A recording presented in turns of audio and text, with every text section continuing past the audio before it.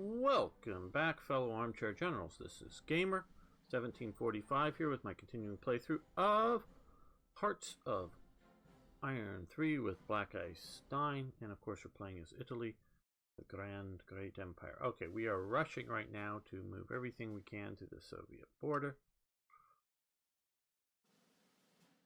To get, wanted to show you. Maybe we missed it. Big, massive. Oh, here it is. Maybe. Look at all this. The Turkish Air Force. It's flying to, I guess, Malta now.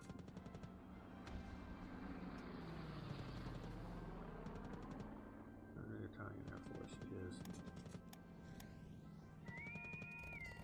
engaging. Why not?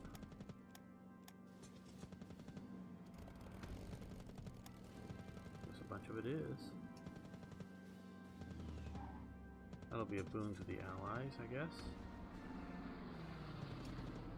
Let's see, 17, 14, no, 17 fighters, 14 fighter bombers.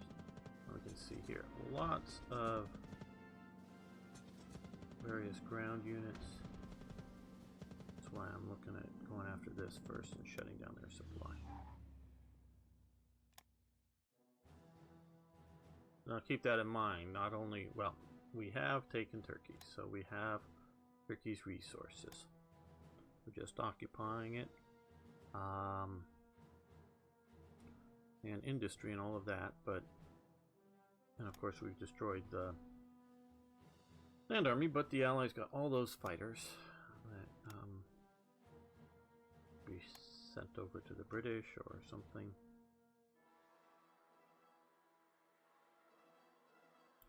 Gotta sort of keep that in mind when adding more enemies. Okay, not now. Okay, now we've lost a bunch of resources here before. Now energy, metal, rare materials, synthetic, go ahead.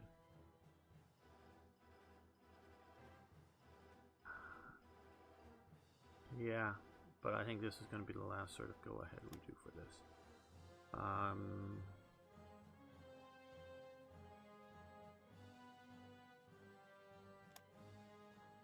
And we can now do jungle warfare equipment has been researched. We can do jungle training and tenacious defense training. I think the jungle warfare equipment is a one and done.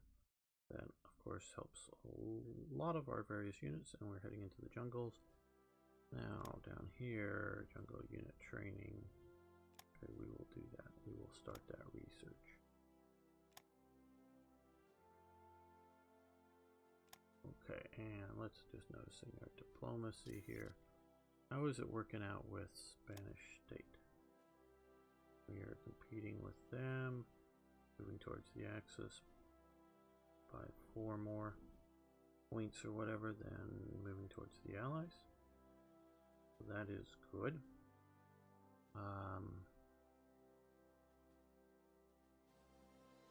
Iraq, Japan is influencing. Is it Iran? We're influencing. I think we're going to stop this because I don't want to shift more over to it. And so we're going to stop influencing Iran.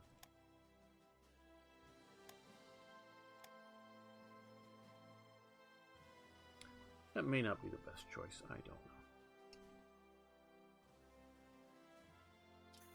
Do we want to add it to our enemies list and invade it, or just after I was sort of warning about that?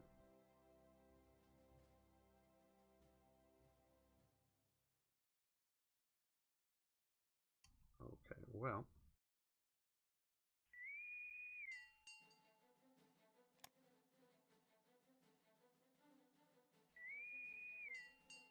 let's attach this and this.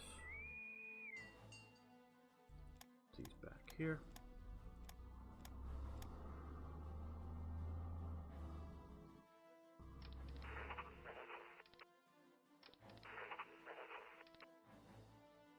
Yeah. All these guys are on board ship. has. Not the one I want him on board.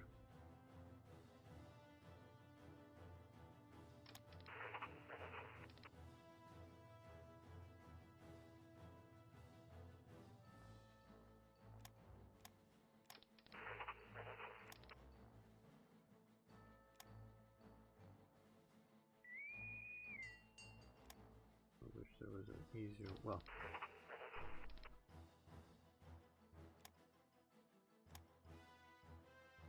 No, I hit the wrong damn button. There.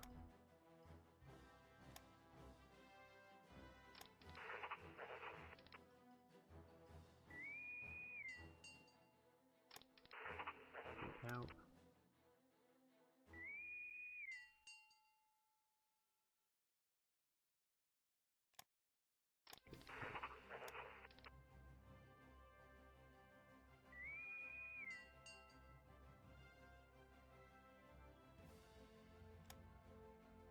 Rebase.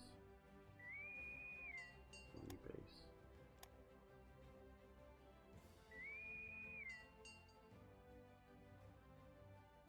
Rebase.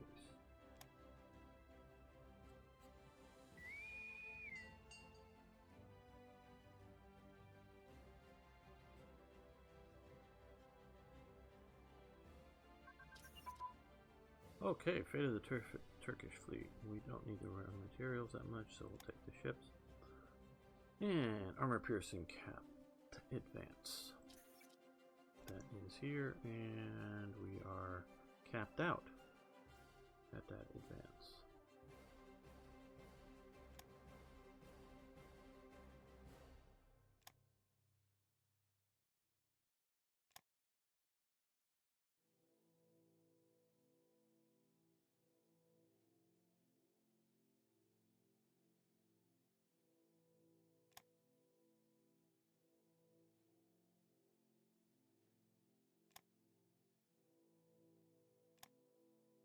Let's do that.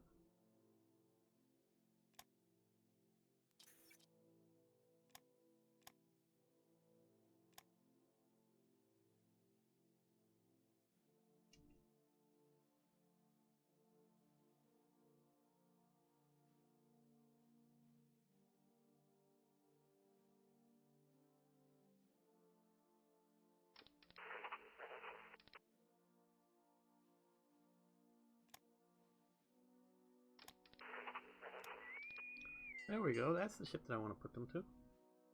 And we can see a lot of red there, so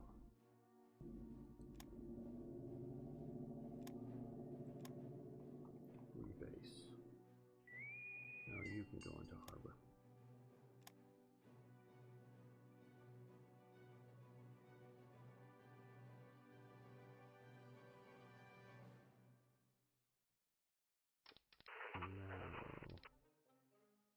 Fifth Corps. These have weaker units. So let's grab them all. Put you on board ship. And you come over here. Just transport, that would be preferable.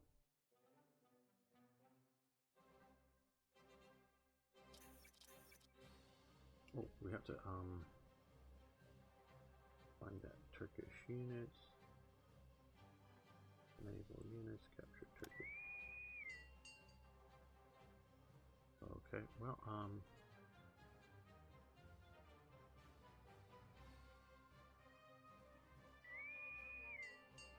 move these guys over to give them a little more stiffening.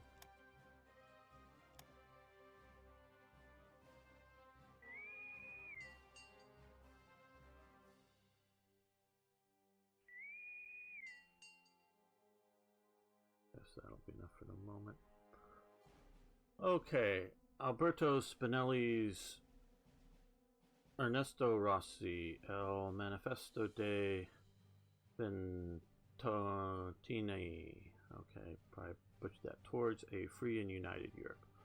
While they are confined on the island of Ventotini by the fascist regime, Alberto Spinelli and Ernesto Rossi compile the Benton Manifesto, entitled Towards a Free and United Europe. With his manifestos, Spinelli gives major contributions to the formulation of the federalist thinking.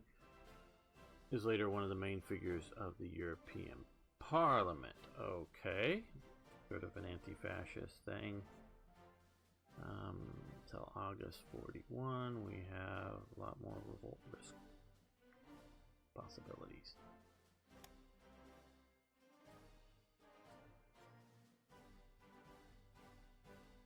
As at least regular viewers here know very much, I am not a fascist. I am, if anything, an anti-fascist, because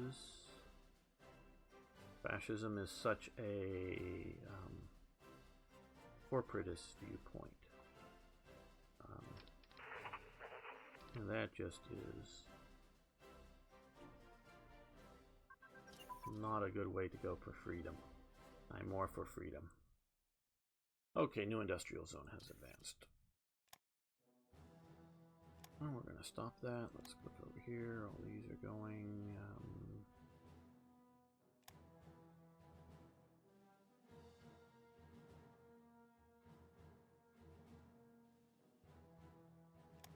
Well, let's do this. Produce supplies.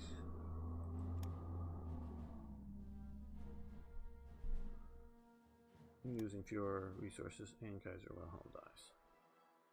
Don't know why we care about this. Don't know why that's giving us a negative thing. We didn't like the Kaiser anyways. Okay, yeah. Wait a minute, I thought we had a... Up there.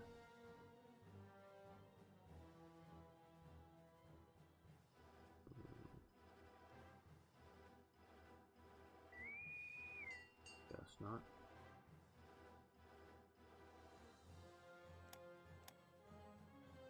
Oh good, finally one back.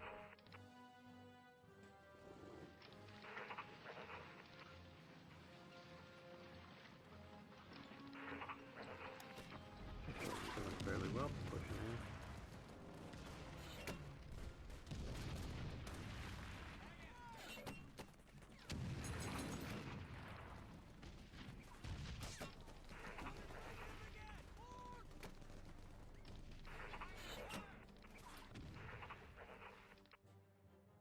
When talking about fascism, it is a statist, conformist viewpoint. And it just takes it to an extreme. And we can look at, in US and in Britain, the, particularly, I know a bit about some of the stuff in Britain, like the extreme rationing. That's extreme conformity, extreme state control. They controlled what the farmer planted where and when, and could take away his farms if he wasn't being efficient enough. And there was at least one case in which a farmer was killed by authorities because he refused, or he, no, he, I'm trying to remember the story.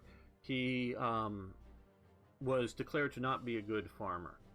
Got a like a D grade or whatever, and wasn't working to improve his farm to the level for dealing with maximum food production for Britain. And I can agree with and understand the idea that if it's the case between people are starving and a government, because they govern, telling a farmer what to do, that is, an emergency situation. So when we're talking about that, emergency situation.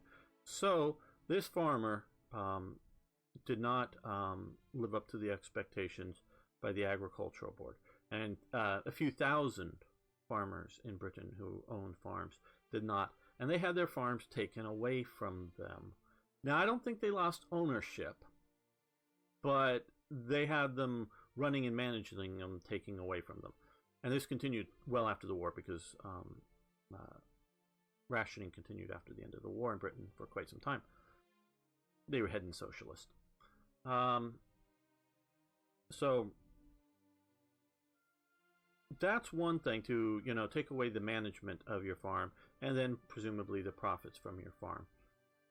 It's another thing, but I don't think, again, they took the land away. They just, ownership, they just said, you're not running your farm well enough, we're taking it over. Well, this one farmer, they had that happen to, and as part of it, they didn't always, confiscate his house, the farmhouse, that not all the outbuildings, not all the, but, kick him off of his land. Not just, you don't get to run anymore, but you can't live there. Well, he refused to leave. He had a shotgun. He eventually gets shot and then dies before they can save him, get him to the hospital or whatever. And now, this happened in wartime, I think 41 in Britain, and it made all the newspapers. I mean, it was front page stories in the newspapers that the government killed a farmer. And supposedly he was a grumpy old man, might be a good term for him. Obviously, I don't know him. It was I listened to a description of a guy who was a boy at the time that this had happened. So and he didn't know him well. His father had, at least some of the time, worked for the farmer. So he knew who he was, and he sort of said he was sort of afraid of the guy, as a young boy. Sort of a blustery type guy or something. I'm not exactly sure what he said. But he thought that this was a complete injustice to be shot. But that is an extreme case where that happened. But the key point is that it made the newspapers with photos and all that stuff. I don't think that would have made the newspapers in Germany or Italy at all, that the government shot a farmer. And, sort of an outrage about it. As opposed to making newspaper, communist farmer shot because he was sabotaging the war effort or something, might have made Germany or Italy's newspapers. Again, I say might because I don't read German or Italian and haven't looked at it. I've seen front pages of newspapers, but I decipher a few words, but don't really read the stories. So,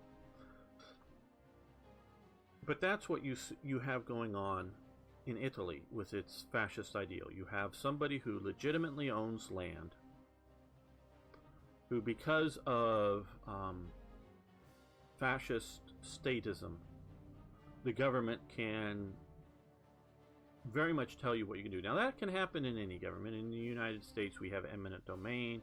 It's being abused right now in the United States, and that municipalities often take over people's lands now they have to compensate them, but often it's very little compensation, and give it over to businesses to own it, to like create a mall or improve something that would then generate tax revenue. That, I think, is a bit unconstitutional. Now, it's different to say, we need to make a highway, or the city needs a firehouse here, so we have to take the land for a government function, for government use. And so that, how many fire departments do you need, and how many highways do you need? Some, but there's sort of an upper limit. But if you can get a big corporation, a builder's corporation who wants to build a new mall, though those, of course, are now shifting and changing, or a tourist attraction, or something for profit, that all they have to do is go in and, hey, you help us get this land, city council, and we'll build this thing here, and this will generate sales tax income revenue for your city and make your city wealthy, and the city council can just go yes and do it. And since it normally hurts just a few people compared to all of the voters, that's normally not enough to turn them out of office. And I would suspect that there are bribes, because we periodically, people go to jail for accepting bribes, excuse me, in various city council type and even state legislatures, and a few, surprisingly mostly Democrat, Congress people get bribes. They don't make the news too much because they're Democrats that have accepted bribes for things and gone to prison Not just, oh, they are convicted. No, they've gone to prison. You know, but and half of the governors from the state of Illinois have. Oh, that's Michigan. Chicago, Illinois. Here. See how well I know the internal U.S. geography. Half the governors from Chicago, state governors, have gone to prison. Not that half are in prison right now, but half of them get put in prison either during, convicted while in office or after they leave office. So, we know that happens. But, so, yes, the state to function, I'm not a purist in any ideology, pure libertarian or pure anything. So, the state needs some element to functions, but with Italy, the situation was that the state had ultimate control, but not just ultimate control as in the final word, but that it was to be the government to run the economy, and governments can't run the economy. They just can't. They just don't and won't. And for those of you who are a fan of fascism as the third way, as some people put it, and I've had some interesting debates. A few of them I first wondering, are these neo-Nazi types, which I just have no tolerance for. If you're a neo-Nazi and you're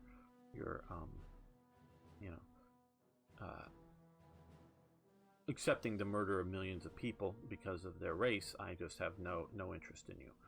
But okay, fascism, as an intellectual concept, as the third way, as not socialism.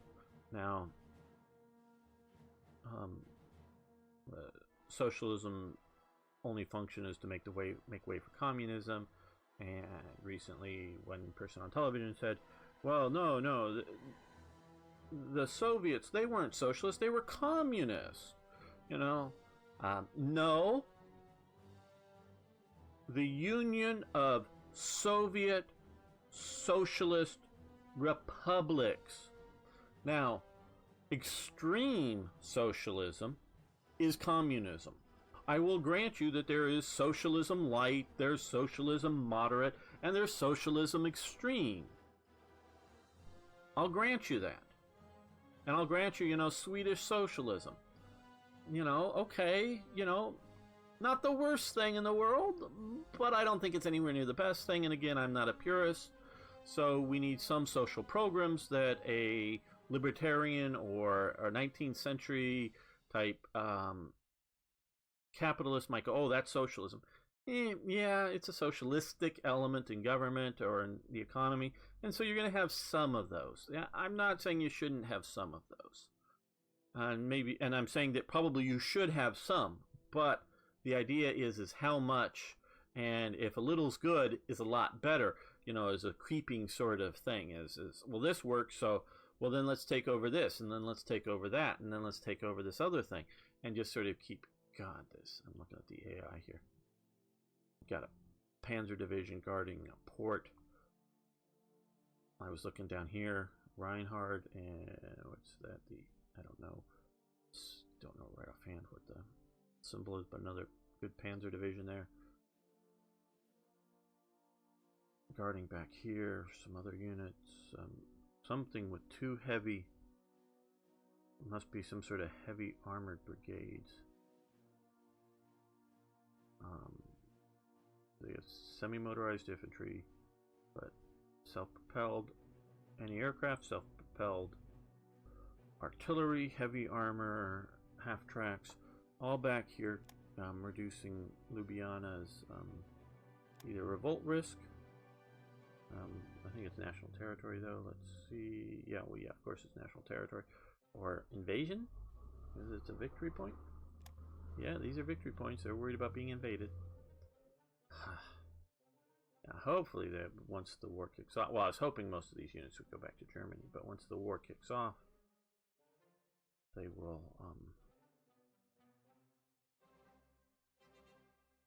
shift over to Germany. But at least if they can get over here to invade, that would be nice. this is going to be an interesting invasion of the Soviet Union coming up soon, I presume. So back on socialism.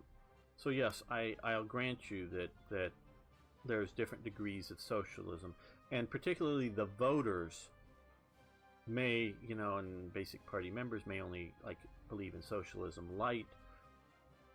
But I would say if you got the truth out of them, the true truth out of them, most of the intellectuals, not necessarily most of the elected leaders, because some elected leaders are just, they sort of want to be at the sweet spot. And that's truly where they want to be, at the sort of sweet spot between sort of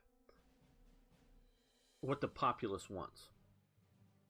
There is a lot of that in politics. But the intellectual types, including the intellectual,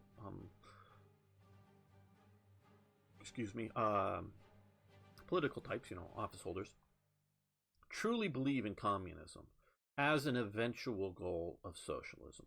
They believe that they need to re-educate, rework, re-social engineer mankind so that they want to accept it without needing to go to death camps and violent revolutions and killing off large numbers of people.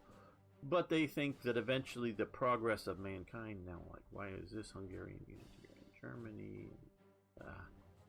Shouldn't look up here. But, so the eventual good development of mankind would bring about communism. And so they're gradualists. They may have thought, some of them that are still alive today, but we're starting, being educated and whatnot back in the 1960s, would have thought that socialism would have taken over the public conscious in the West and whatever by now. Though, of course, it's making great inroads in America. The Democratic Party is run by socialists. If you doubt that, you can look at Tom Perez, the leader of the Democratic Party in the United States. You can look at the Wisconsin, I think it's Wisconsin, senator, the Muslim guy. He's a socialist, and he's also the number 2 at the DNC, tried for number 1. He's an out-and-out socialist. And of course, Bernie Sanders is, I think, gone back to being a socialist instead of a Democrat. He was only a Democrat for running for presidency in the Democratic Party, but he's always been a socialist. And all those people that voted for him, so socialism is very much on the rise in America. Again, most of the voters, they're not looking to become communists, but Bernie Sanders and those other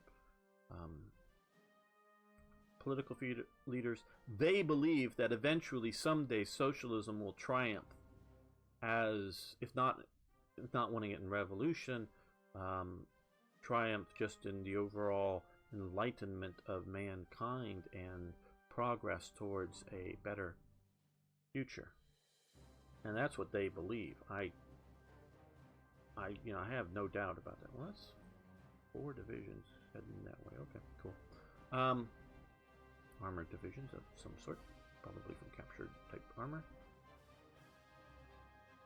But it would be useful for the Soviet or for the Germans in the Soviet invasion. So, is socialism, as in government ownership of the means of production? That's sort of at minimum mild socialism, because of course you can have socialist programs that say the government doesn't. Basically, in the United States, the government does not own the means of production. Say basically because you had the auto buyout, in which for a while the government owned parts of some of the major automobile companies, and they take over things periodically now and then, but they generally don't own the means of production. They just have welfare programs and other education programs and things like that. That education isn't a means of production, in my opinion. But but you had, when I say mild of socialism, you had a lot of car companies taken over by the British government and owned by the British government as a planned ongoing thing until Margaret Thatcher got back in there and started privatizing a lot of stuff. And in the U.S., we sort of sometimes think it's fine for governments to own local utilities and things like that, which is a means of production thing. So it's some gray areas in the U.S. Now, so you have, even, like I say, in Britain, government owning the means of production. In Italy, generally speaking, the fascist movement goes away from government owning the means of production because, Mussolini, for all of his posturing, in a way, he's very Trumpish. He likes to posture and make statements and say things and whatever. And I'm not saying Trump is a dictator. I'm just saying his sort of make wild pronouncement stuff. And Mussolini likes to doing a lot of that. And I am not an expert on it. My friend Pavlini is a bit of an expert on it. I don't know if he's watching. Hi, if you are. I think his job keeps him from being able to have much free time to do that. So he's not an idiot. And so he comes up with this theory of not capitalism, in which the market forces control the economy. Basically, the needs of the people control the economy, because if the people want bread, prices, and there's not enough of it, prices of the bread goes up, so people start growing more wheat or importing more wheat. That's the idea. And if there starts getting to be too much wheat showing up for bread, well, then the market prices comes down and that kind of thing. Now, you go, market prices, fluctuation, puts people out of work. Yeah. Well, if you do some intelligent planning, as in the business planners, not government planners, go, hey, well, we know there's a population out there. We know roughly what size it is. That's why censuses are good. And so we know what kind of, how much food to produce or import or whatever. So, and of course there will be ups and downs, and that's sort of the way to manage it. And, so instead of going that route, because, and I've talked about this before, with Italy and its drive to industrialization, because largely, and again, some of you may know this better than I do, but largely at the beginning, 1900, the beginning of the 20th century, Italy was largely an unindustrialized nation. And by that, I want to be very clear. I don't mean that there wasn't industry in the nation. I don't believe that they're saying that there wasn't like the ability to build relatively modern ships in the nation or whatever. I mean, most of production, including farm production particularly, was not done on an industrial scale or with the use of powered machinery. It would be a good term for it. Gas-powered engines. Wartime Farm. If you ever want to watch it, it's I think it's an 8-part series, sort of a living history type experiment show on Britain's farmer during, and I was sort of referencing it earlier in this talk, during World War II, and the rationing and all that stuff. And they go into it very well. Very good educational. You can find it on YouTube. So you can watch it. And they talk about the numbers and how in Britain, an industrialized country, how much that after the war started that the government was pushing industrialization on the farms. And these, in some cases, are just machinery that you literally have it's sort of like a overly powered lawnmower type stuff that you walk behind. It, not things, some of the stuff, not even things you ride on, it's just small machineries, as well as tractors and other things. Because even though they were starving for fuel, and these would all require fuel, they still, it freed up lots and lots of manpower. So, in which they needed more, whether for industry or for the war, combat and other military type troops situations. So, even with the fuel situation, they needed more industrialization. And that's Britain. And they also talk about how Britain, during the 1920s and 30s, post-World War I Britain, farming, as in growing of wheat and stuff, almost disappears in Britain. You have the corn laws, and they're not what at least Americans think of as corn. Corn is the grain. Technically, our corn is maize or whatever, but the kernel, like the wheat grain, in Britain it's more often called corn. So they had the Corn Laws, in which banned bringing in wheat to Britain to protect British farmers. This was in the 19th century, and because of some of these corn laws is why you have the potato famine. You have in Ireland the sort of large landowner farmers, often Protestants,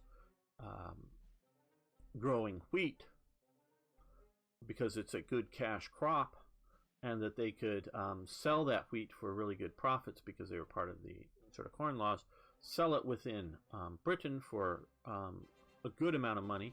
And you had very poor Irish people who, because they had bad land can support potatoes, was living sufficiently on potatoes. And then you have the potato blight, so all the potatoes go away, so the people are starving, and they're exporting grain to England because it was cheaper, or I mean, it was you get more money for it. But those eventually go away, and then as you get more and more industrialized shipping, modern ships that are no longer using sail power, and post World War I, you have huge influx, often from Canada, but the U.S. and other places, of grains coming into Britain. So most of the grain production disappears in Britain, and the farmers don't all disappear. They shift to a lot of beef production, because they've just, instead of planting wheat or rye or other sorts of grains to feed people, just let it go to grass, and you can raise cows on it. And because it's fairly mild, that you can grow enough grass to deal with the winter. Plus, you can also import grass, as in hay, fairly cheaply to make sure it. And also producing fresh foods like fruits and vegetables of a fair amount for that type of stuff for the British economy. And so Britain, as it's entering the war, realizes this and really pushes and forces the farmer back to growing food not for animals, but growing food for people. And you don't need as much industrialization, shall we say, to deal with cows as you do to dealing with wheat, to do it efficiently. So they hadn't done a lot of industrialization on a lot of the farms, but they had done a lot too. But it's, I don't know, a quarter or so of the farms might have been thought of as sort of modern industrial type things with tractors, before the start of the war, something like that in Britain. Well, it's even worse in Italy. And so you have that sort of situation. So you have an economy that needs lots of people to grow food, moving towards economy which don't need lots of people to grow food. So a farm worker, not a farm owner, and for however much you want to talk about land reform, I, as a conservative, am loath to take away land from people who legitimately own it. Now, we can talk about what's legitimate ownership. I know a communist type socialist person would be, well, if you don't actually work that land, meaning if you live in a mansion in Rome and you have a huge bunch of land somewhere up in here, you don't work that land, so you don't legitimately own it. I would say you do, but you do have, how are you going to organize this up? Is it going to be tenant farmers? And then if you have tenant farmers, meaning that those are people that run a small farm and pay you a rent, often in food or something as opposed to money. If you have a lot of tenant farmers, they've got a little more claim to the land, I would give them, or rights to the land, shall we say. Now, that doesn't mean ownership. Rights is different than ownership. Because if you look at a lot of the tenant farmers, and you have to understand, and again, yeah, this is, of course, going to end this episode as a, I don't know, rant or monologue or however I should call these. But you have to look at the historical basis for society and things. And this is what I do when I look at these things. This is coming out of medieval feudalism. And I know feudalism is different between Britain and France, even though they're both parts of them, both Norman countries, and various things, and they very well could be different from the feudalism I understand, and so it does change in different areas. But within the feudal system, one sort of legitimate reason the nobles owned the land, particularly originally, was as they could defend it. And that's an important thing. If you're a farmer, and just as you're getting ready to harvest your grains, somebody else comes with weapons and comes and takes all your grain, that ain't a good thing. You can look at movies like The Magnificent Seven, starring Yul Brynner. I have never seen that new thingy that I don't know if I would like it or not. But the original one, Steve McQueen's in it, and Charles Bronson, that one. And that, of course, is based on Akira Kurosawa's The Seven Samurai, which I watch probably at least once every other year. I know just enough Japanese to hardly have to read the subtitles on that movie to follow what's going. And that's where it comes in, the idea that you have farmers that are working the land, and they know the bandits are coming at harvest season, so they hire a bunch of either guns or swords to protect their land, or protect their harvest. But so you look in the medieval period, the idea the owner is the person who can secure the land. And secure is an important element to that. So that is legitimate ownership. And if you look at, especially at the sort of knightly class, they often were out there working in the farms as well. They were sort of the owner-operator levels within the social structure. So that's sort of your basis for doing with feudalism. And in the feudalistic system, it is not just, oh, I own the land. No, I am the lord of the land, and the peasants have responsibilities to me, but I also have responsibilities to the peasants. And if those responsibilities are unfulfilled, their responsibilities to you are no longer required, to whatever degrees. So, so the idea that if you have a situation in which, and often the case was, multi-generations, this isn't America, and this is, as an American, and I know about a third of the viewers are American or Canadian or whatever, but New World or Australia, New World situations are a bit different. So you have people that have worked that land for generations, sometimes broken up into crazy patchworks that aren't sensible in a modern farming sense in the feudal system, and then you sort of go through the British enclosure kind of thing, which makes a bit more sense. Meaning all the land contiguous within a farm instead of a strip of land here and a strip of land there and a strip of land here and sort of all crazy patchworked up. But so they have, within this social and ownership contract, they have rights to the land and to work the land within it. So that is an element of ownership rights. But it isn't the final ownership right, but it's rights within it. So as I'm looking at this, the idea that if a landowner, and it varies in countries to countries, particularly in, I'm partially descended from Scottish people. You can sort of tell from some of the themes I use. In Scotland, they just basically said F you to all of the ownership rights and forced the people off the land. They would literally, inform the people that they had to go. If the people didn't go, they would come in. Sometimes they would invade your house and take your furniture and other property out of the house for you. And then they would burn your roof because it was sod, or not so much thatch in some parts of Scotland, but burn your roof, and then push in your walls so your house was no longer habitable to force the people off the land. And that's what they would do. And if men tried to resist, they would shoot them, so the men didn't. The women resisted, and so they beat the women up with clubs and things. And now the good landlords, actually, and there were just a few, very, very few, and they actually bought major amounts of land in Canada, paid for the shipping of the people to Canada, and setting up in Canada, and even a few cases later in Australia and New Zealand.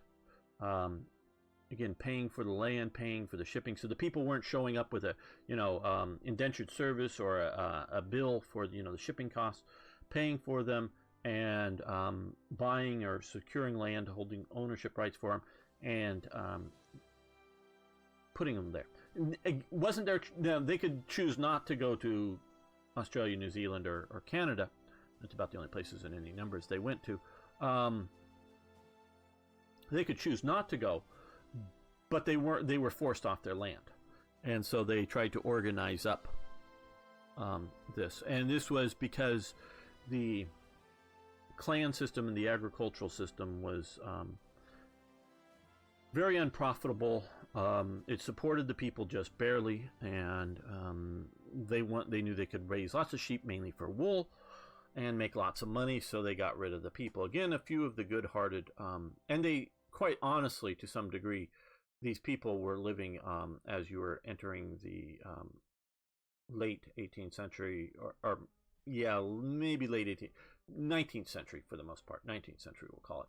As you're entering in the 19th century, these people are living, especially you get out here, some very poor and pathetic lives. They really were. Now, it's the only thing they ever knew. So that's why they resisted. That was the only thing they ever knew. They may not read and write. They didn't see movies, so they didn't know people that didn't speak Gaelic. Well, in a lot of cases, they didn't speak English, and so they just didn't know that there was any other options. And they're just dirt poor. Now, a lot of them go into Glasgow and other sort of burgeoning Scottish industrial centers, and that life sucks too. I don't know which life sucks more. The polluted Glasgow life, working in some factory, or the grindingly poverty farm life. They both suck. And something needs to be done. Should it have been done? Like, as you can tell, I'm not happy with the way it was done, forcing people off. And because again, most, I don't know, 4 out of 5 or more were just that, just forcing the great majority of the people off the land. They wanted some to remain to maintain the sheep and whatnot. The Highlands used to be much more populated than they are to this day, because there was a lot of people eking out livelihoods up there. And so that's sort of what they did, because we can talk of other political reasons, but they sort of did that without acknowledging and they weren't in any sense trying to buy out the any potential ownership rights that the people may have. So I get the idea of land reform in some of these countries, in which through the reason somebody owns it is because they could hold it, but they also have a contract, if you will, with smallholders within the land, so they have certain rights to it. So the idea of breaking up some huge farms, I'm not against that idea, and giving without compensation, giving certain parts of the land to some of the people that own it. But that they're within this system, and again, I'm not and it very well could vary in different parts of Italy. Some sort of Bourbon ownership, some sort of Habsburg, Austrian sort of ownership at different times. Very well may have different social setups and whatnot going on. But you generally had people that were peasants that had this sort of ownership right, to bits of land. And then you had, use sort of an old term, very old term, Middle Ages, really. Medieval. Yeah, more medieval than Middle Ages. Villeins. Villains were people that did not have weren't like a blacksmith or leather worker, whatever that would have, tanner, or no, that tanner just makes the leather, but leather worker or a weaver or somebody like that, or somebody who had specific land rights to a plot of land. They were basically, they weren't villains like we think of in the modern sense, but they were just basically hired laborers, you know, looking for their next job. Oh, I'll hire you for 5 days to cut down these trees. Okay, great. Now, done with that job, what next? And somebody else, you know, just sort of, that they may have a fixed abode. It wasn't in Britain that hard to have a hovel, you know, a roof over your head somewhere, whether you owned it or just in parts of villages or whatever, that, you know, you could build, because wattle and daub and some wood and some thatch roof really aren't that hard to make. Now, it can be pretty crummy life living. So it wasn't like homeless people, but these were people that were without a fixed source of income. They were sort of, you know, day laborers, if you will. America, we like these types of people. We call them, well, people in my generation would call them illegal immigrants. Now they call them undocumented undocumented slave workers. Sorry, we're not supposed to mention that they're slaves because they're free to leave and you pay them a pittance. But, we lock them up in buildings and don't let them out. If you don't realize that there are slaves right now in city of Los Angeles, meaning there are people in probably some of these buildings here in downtown LA right now as I speak that are literally locked in the building and they cannot leave. They do not leave at night. They live there. They are locked in. They are labor that has been imported into the U.S., often illegally, or they get a bunch of them come from places like China, in which somebody does import them with a passport. They come in, they take the passport, and they lock them in the building, and these people do not speak English and are not given internet access or whatever, and they are told all kinds of things because they come from China, so they believe them about what will happen to them if they are found by the government. And to some degree, it very well may be true in that if the government finds them, they will free them from their slavery and then put them on an airplane back to their country because they came over on a tourist visa, not on a work visa, just on like, oh yeah, we'll do a tourist visa for you, sure, or something like that.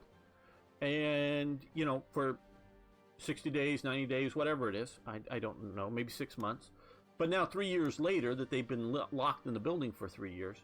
And the idea is that eventually they'll work long enough to pay off their debts, which includes transportation costs, and their ongoing feeding and housing and other stuff. So there's slavery going on in Los Angeles, the city of Los Angeles, as I speak. And I live in Los Angeles County. No, I do not know where the buildings are, but periodically they show up in the news that they raided and found out that these 8 people, women often, are there sewing clothes or some such thing.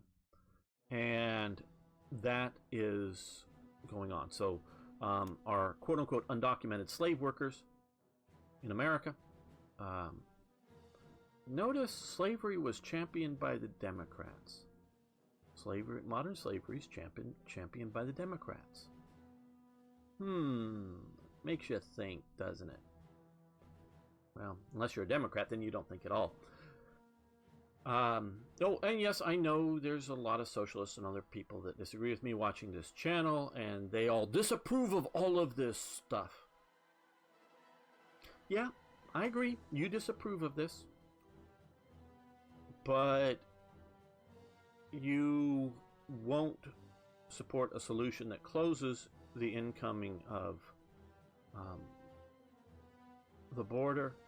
You won't support people that will stop people coming in and overstaying your visas, like requiring e-verify and other things and putting serious fines on people. So since you won't do anything and since you actively support the people that make it possible for these slaves to come into America, and yes, a bunch of them are free to leave, they're free to move around America, and they just get paid either less than the minimum wage, and or just less than what an American would take to do the job, that means you don't care about Americans, because maybe American would, work in the farms for $15 an hour, but you can import a Mexican to work in the farms for $5 an hour, and he can live in a little hovel, like a medieval little hovel, and literally a lot of them are that kind of thing, and because they're saving their money up, because they're there to earn dollars, not to live nicely. And so you support this system that allows these illegals to do this stuff, and you don't want to correct it. Because if you corrected it so that you either stopped letting the people in or forced the employers to pay what they have to legally pay, I'm noticing here we are needing more officers, so let's reduce this down. Right about 10.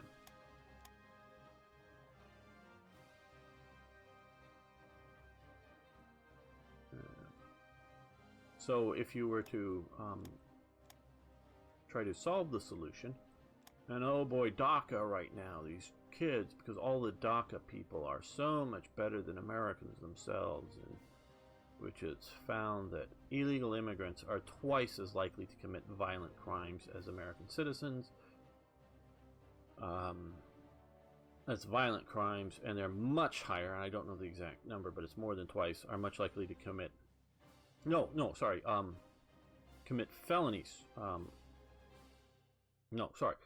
Commit murder twice as high, likely to commit murder as American citizens, and much higher, I don't know, but much more than twice, just to do violent property and human sort of type serious crimes. Meaning breaking into somebody's house or stealing a car or mugging them, not necessarily like killing them or something, just violently stealing. And we're not talking about, because all illegals break two laws, just about. One is obviously it's illegal to enter the United States or without documentation, or it's illegal to overstay your visa. And two, it for most of them, because a lot of them do work for actual businesses, they do identity theft.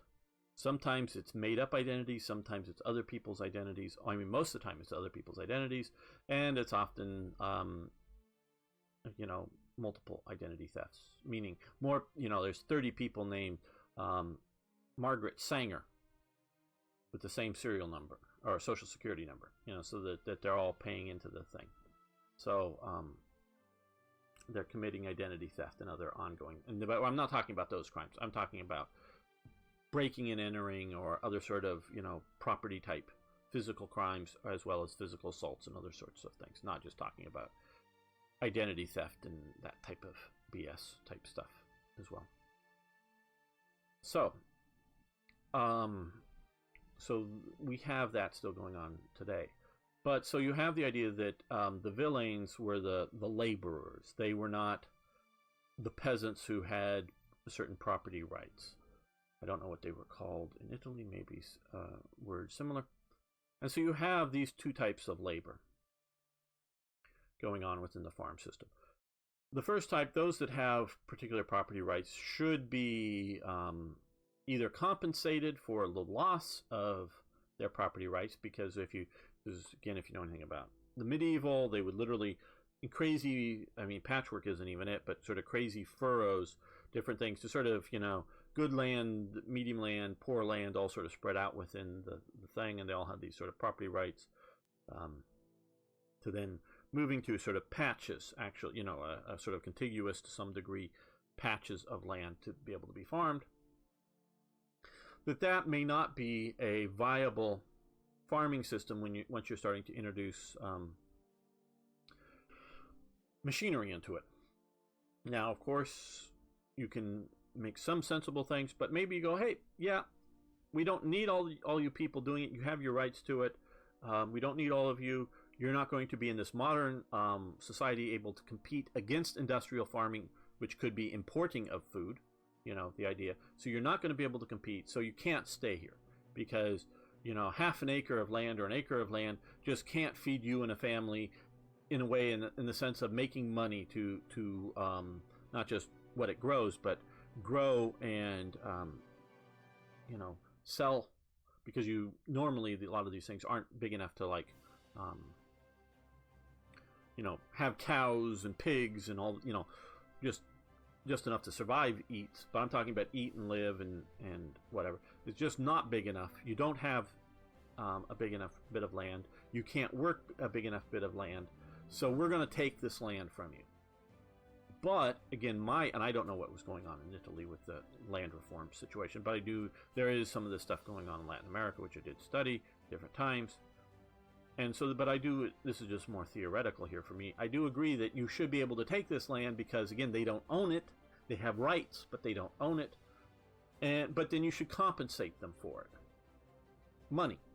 To allow them to do something else. To feed themselves while shifting over. But see, even then, they have to be able to survive the shift, including survive with their families. And then you have the laborers. They, in my opinion, have no rights because they're just the villains, you know, of the piece, if you were. Meaning they're just laborers, and they've never had any rights. Maybe their grandfather did, but they're the third son or whatever, you know, of the third son kind of thing. And so, you know, land's only divided up so much or whatever. And so they, you know, for some generations don't have any land rights. They don't. So you get this population. So I understand the idea that you're moving towards an industrialized society, and you're going to have populations that are in danger of literally starving to death. So what do? You have to do something. Now, the socialist solution is socialism, is government ownership of the means of production. You have the capitalist government solution, which is, and it happens at different places in different stages. You have the dole. And the dole, which goes, I think the term goes back very far, but it's like dole out, often wheat or something, to the people in need at a rate in which they can consume it. Meaning you don't give somebody who has tenuous living conditions a year's worth of grain because the rats can come up and eat it, or somebody could steal it, or it could just go bad or whatever. So you dole it out over time, grain or bread or whatever. So you feed these people enough to take care of them. That's sort of the capitalist solution through the thing. That's a little different than some of these other elements of just giving out money, because within this dole system doesn't necessarily mean, you know, proper housing and other sorts of things. But you have the capitalists. Now the fascists realized, Mussolini and his crew realized that socialism is a bad way to run an economy. They realized that capitalism is going to be very painful. So they try to come up with this third way. Okay.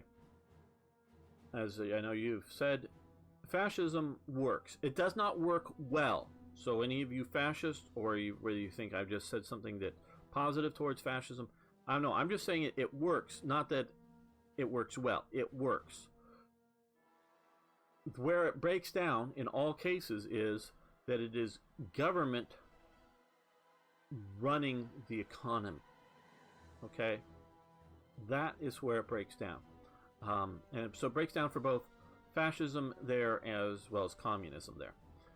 When Gorbachev made, I think it was his first trip to Britain, and was being driven around, and this was one of his first trips to the West, and he grew up in the Soviet system, of course. Gorbachev, the leader of the Soviet Union, and he was the leader at the time, was driving through London and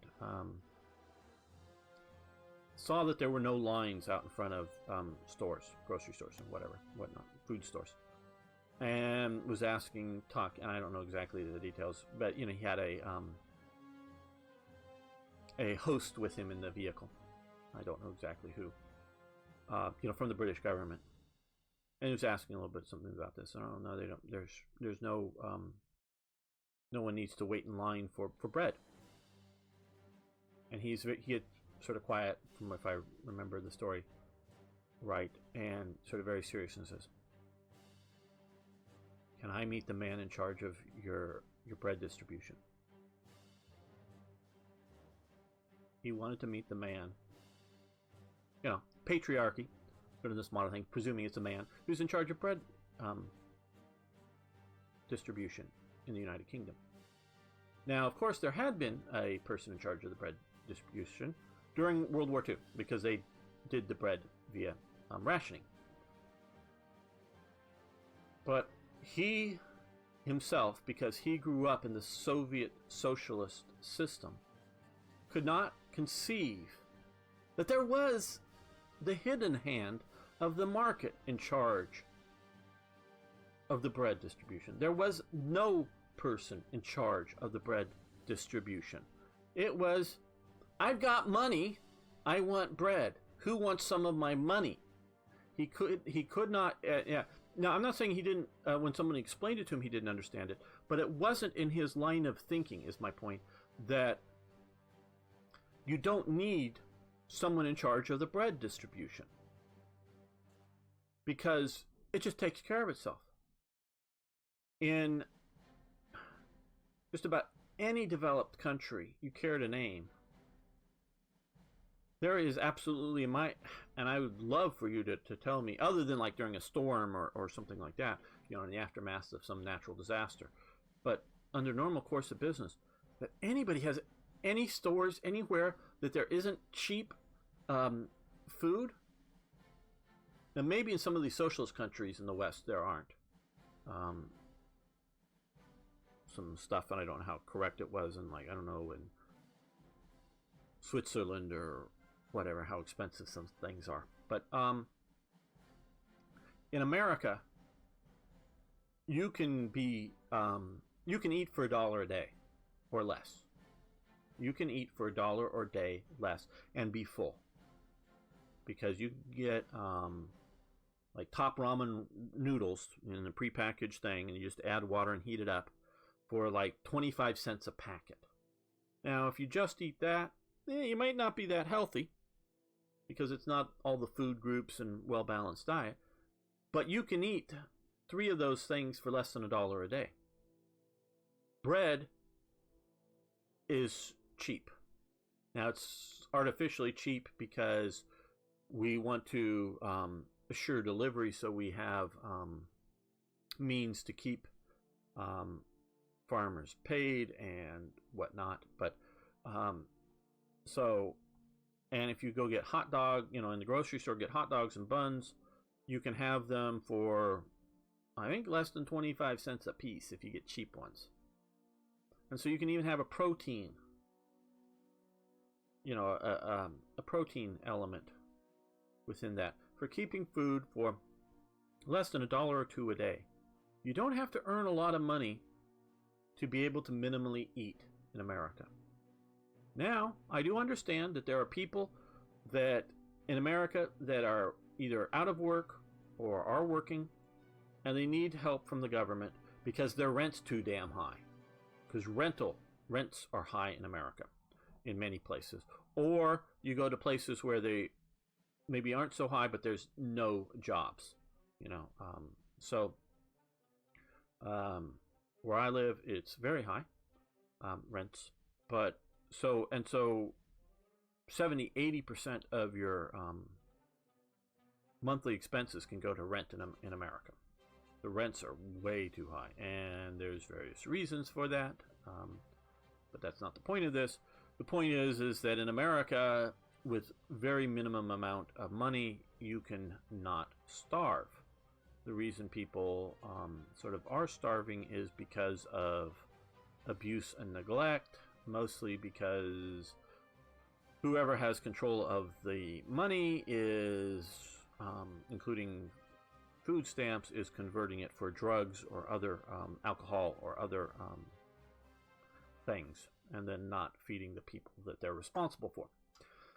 And so realistically, again, you might be homeless, but realistically in America, you won't go hungry. So I'm just letting you, any of your socialists who might complain about America, we have our faults, but you can, through donations, and if the person, the parent, or even if it's just an adult on his own, is spending his government support well, he will have enough to eat in America as of today. Again, it might not be good or the best food. It might be cheap food, but that is not a problem because we have market forces. Because in those grocery stores, we efficiently bring in food cheaply. And so this is the situation. And so to be able to do this in Rome or in Italy, you have to change the agricultural system to an industrial system. So you have to change the land situation. And if you have, as I sort of know a little bit more, I think in France, is that the idea, and I know I said earlier, the idea that the third son of the third son, I know in France a lot of the stuff was under the system, and it may very well be what was in Italy. The parents would, at least amongst their male children, equally divide up the land, so each generation it gets divided up again. And then, of course, a farmer wants to try to marry a daughter of another farmer who doesn't have any sons, so that he can inherit through his wife, inherit the other land to try to bring in, attach land to themselves to have enough land to be able to have enough land to be prosperous. But you have, I'm sure, and again I don't know the details because I'm sort of extrapolating from what I know of some of these other eras and periods, you have the idea that it's just too small, so the people have to go. Because if now that doesn't mean they have to leave the village, but they have to leave the land. And then the village, because it's a medieval village without running water or electricity, isn't going to have jobs for them. Now, so there's going to be a certain amount of, labor on the farm, jobs to do that. But by the industrialization situation, I'm rambling a bit here, but you're not going to need as many people. So Mussolini does realize all this. I'm giving credit where credit's due. And so he wants to not make the mistake of socialism and not have the pain of market capitalism. So his third way. Okay. Now, what isn't talked about a lot, and maybe some people are sort of looking at sort of a syndicalist element. Now, syndicalism, I know very little about it, and then sort of recently because of playing Kaiserreich, and I had heard about it before because of just mostly in the Spanish Civil War stuff, but is the idea that a means of production could be land, but could also be a factory, would be owned, shared out, I don't know whether equally or whatnot, by the workers of the factory. But it competes with other factories, and I don't know how market the economies are under syndicalism, meaning, yes, the workers own the factory, but what happens when the factory goes out of business? I don't know. But you need to have a system in which you don't have a person or an agency or whatever it is in charge of the bread distribution or fill in the blank anything else. That is where fascism will always not work well. I almost said fail, because fascism will work, just not well, and can cause lots of problems and for the economy and just not do well. We can look at there's some of the stuff in the recent discussions on the Black Ice Forum about some of the problems that Mussolini was having, the fascist mistakes that they were making in trying industrializing Italy, which a lot of it comes down to management, which, of course, the management is the problem when you are ideologically driven as opposed to solution-driven management, meaning you are trying to follow the fascist ideology and not the practical situation. Meaning, if you can do some efficiency improvements within a factory and kick out half the workers, you should immediately do that, because you don't want to have a factory just employing people that's making a profit enough, because within fascism, a factory needs to make a profit, but not too much profit, because that becomes profiteering under fascism. So it's making enough profit, but it's employing enough people, and that the reason you should kick out all the extra workers is so that some new factory can start up and employ them and become more efficient. That is where fascism fails. So again, this is now, of course, the other problem is the stateism, the state police, the totalitarianism.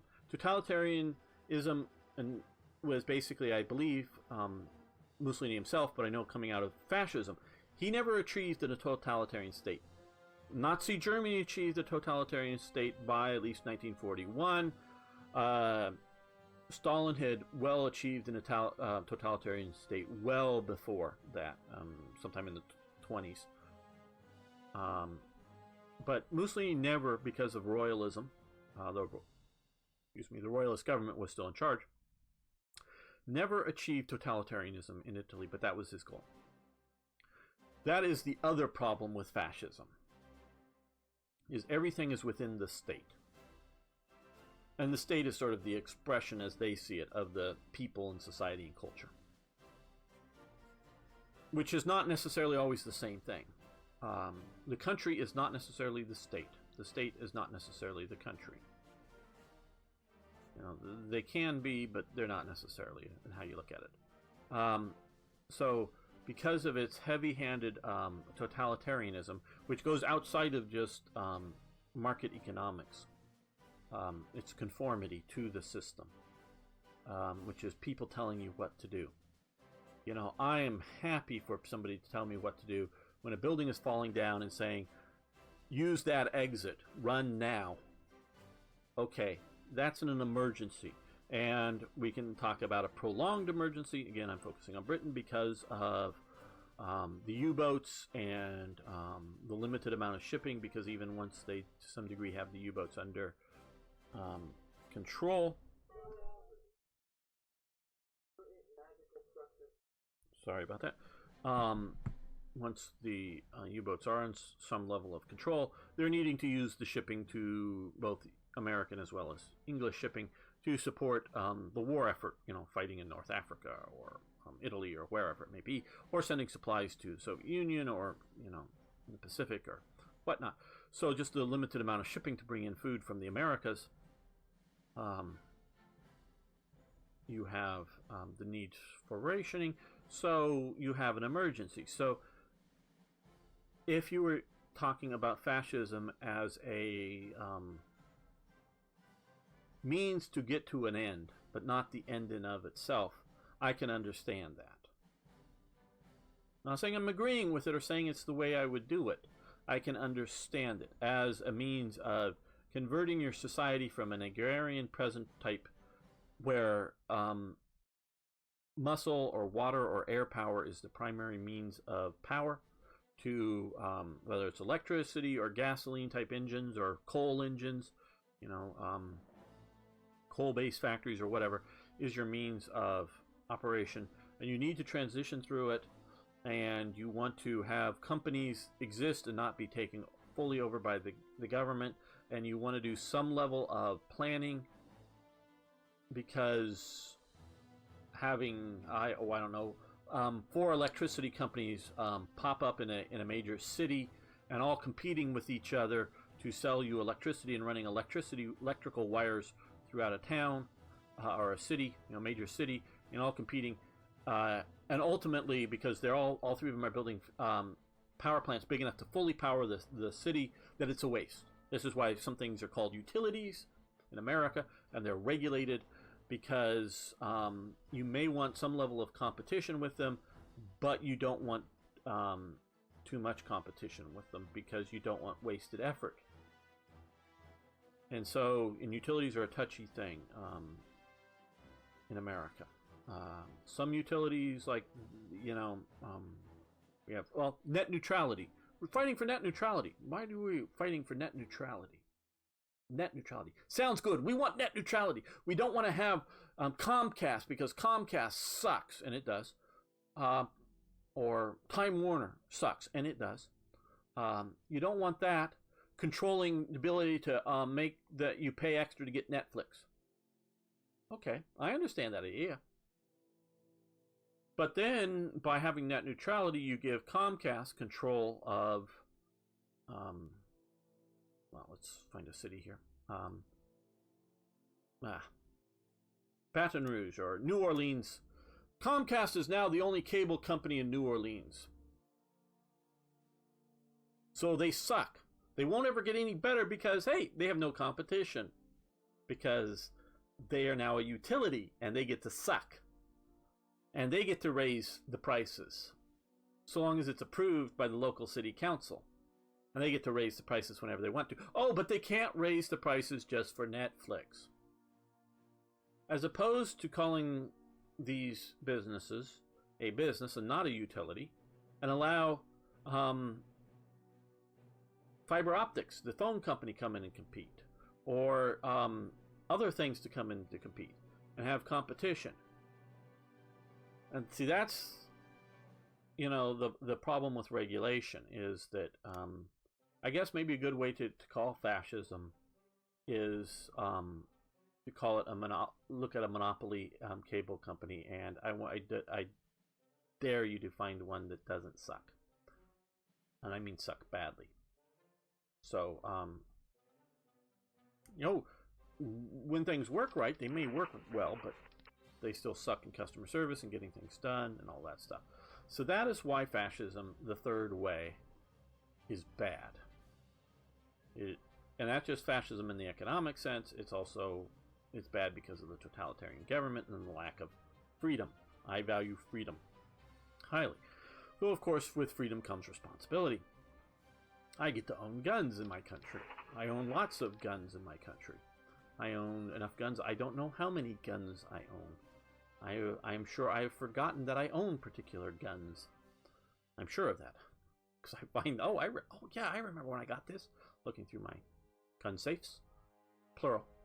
Because I collect things and whatever. I get to own guns. But I don't get to shoot them randomly around the city because that is illegal.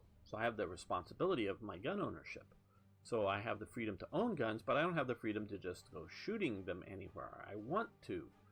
That is sort of a clear, and you may say, well, no shit, I can't just go out in the street and do target practice. I'm not talking like shoot a person as harm somebody else, but I can't just even go out, and set up a target and just shoot guns. My father could when he grew up in this city, because this city, in the same city that I live in, back in the late 40s and early 50s, there were large areas that were unimproved, and there wasn't necessarily laws against shooting guns in the city. Now, the police might come if it was done inappropriately, but there were large areas of wasteland within the city limits that you could set up a target and shoot a .22 caliber rifle or something. And definitely, when I was growing up, you could shoot pellet and BB rifles, BB guns in the city as much as you wanted, so long as you weren't being a nuisance, shooting somebody's window or shooting somebody. Meaning, if you went to a unimproved part of the city, which there was still when I was growing up, meaning sort of wasteland, and want to set up and shoot targets with either a pellet rifle or a BB gun, there was no problem, no laws, no one bothered you. Now, of course, if you broke somebody's window and weren't going to pay for it or something, or they might call the police if they thought you were being dangerous with it. Once as a kid, I did have somebody sort of call the police on me. The police came over, talked to me nice, and said, "Have a good day," and left. Not telling me to stop. Just, "Oh, okay, this is what you're... Oh, okay, cool, fine. Have a good day." Not quite sure who called the police on me. I have my suspicions way back then. Yes, I lived sort of across the street and away from sort of a lake and some unimproved land. Some houses backed up onto some parts of it so that they could see me out there, but I was never like pointing guns, BB guns. We're talking, little BB guns. Never pointing them like towards the house and shooting, houses. I was shooting out towards the lake and things, and other stuff. So, the police were like, this is what you're doing. Cool. Yeah, 10-year-old kid or whatever. Cool. Have a nice day. never took me home to see my parents. Oh, I live over there, pointing to my house, you know, that kind of thing. I'm just out here, oh, okay, cool. Have a nice day. And that's literally the thing. Now, if I was an adult or a child out with a BB gun shooting it in a park situation, probably some officious person would call the police just because they think it might be a real gun, and the police would show up and go, oh, you can't do this. They might not arrest me, but they would not allow me to do this. And yes, to some degree, a lot more people live in the city in a lot more improved situations, but still. So, the mere fact you have the freedom to own firearms does not give you the, you have responsibilities in how you use them. And that's obviously an extreme case, but that goes with all cases. Okay, I know I've rambled on for a long time. Thanks for watching. Thanks for liking the videos. I do appreciate that. And if you haven't already and you're still here, you better subscribe to the channel. If you've put up with me this long in this video, subscribe to this damn channel. And of course, I love hearing from you. So on any of the topics I've been discussing, you want to chime in on them, either with helpful information or disputing some of my thinking, I am happy to have you post. I will often, most likely, counter if I disagree with your arguments, counter them, but we can just leave them there. And I'm happy, again, with the idea that if you want to put your general or a specific case for socialism up on my channel, and preferably nicely well argued, you want to put that up, and I will try to refute it point by point as a refutation to it. And then if you want, you can just leave it there, or you can continue the conversation with me or not. But it's not that you have to agree with me because I'm disagreeing with you, that we have to come to a consensus or something. No, you can have your argument, I'll have mine, and anyone who comes along later can read both of the arguments. And whether they want to jump into it or not, I don't know. But they can read yours, and you can read, and they can read mine, and be informed on the viewpoints. Whether it changes anybody's minds, I don't know. So thanks so much. See you next time for more Hearts of Iron.